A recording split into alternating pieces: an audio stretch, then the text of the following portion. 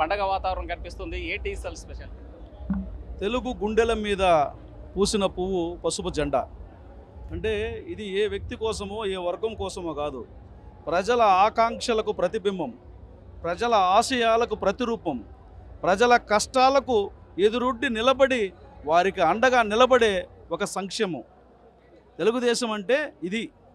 కాబట్టి తెలుగుదేశం పార్టీ పండుగ అంటే ఇది ఒక సంక్రాంతో, ఒక ఉగాదో, లేకపోతే దీపావళి లాగా తెలుగు నేల మీద తెలుగుదేశాన్ని ప్రేమించి, తెలుగుదేశాన్ని అభిమానించి, తెలుగుదేశం కోసం కష్టపడి, తెలుగుదేశంతో నడిచి, తెలుగుదేశంతో ప్రయాణం చేసే ప్రతి ఒక్కరికి ఇది ఒక పండుగ, పసుపు పండుగ. మహానాడు అనేది ఒక పర్వదినం. 3 రోజుల పాటు సంక్రాంతి ఏ విధంగా జరుపుకుంటారో ఆ విధంగా తెలుగుదేశం పార్టీని ప్రేమించే వాళ్ళందరూ కూడా ఈ పండుగను జరుపుకుంటారు. మీరు చూశారు, 100 ఎకరాల్లో ఏర్పాటు చేసినటువంటి ఈ ప్రాంగణం అంతా కూడా జనసంద్రంగా మారింది. ఒక చోట కాదు, ఒక ప్రాంతంలో కాదు, ఎటు చూసినా జనసంద్రంగా మారిపోయింది. బహుశా ఈ దేశంలో చాలా రాజకీయ పార్టీలు ఉన్నాయి, ప్రాంతీయ పార్టీలు అనేకం ఉన్నాయి. ఎవరికి ఎక్కడ కూడా లేనటువంటి ఒక అపురూపమైనటువంటి ప్రేమ, ఒక అపురూపమైనటువంటి త్యాగం ఈ తెలుగుదేశం పార్టీలోనే కనిపిస్తుంది.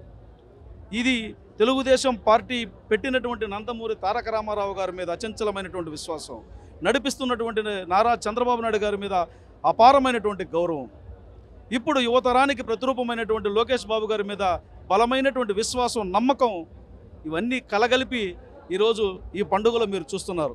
ఎటు చూసినా జనమే, రాత్రంతా వర్షం, ఉదయం లేస్తే ఎండ.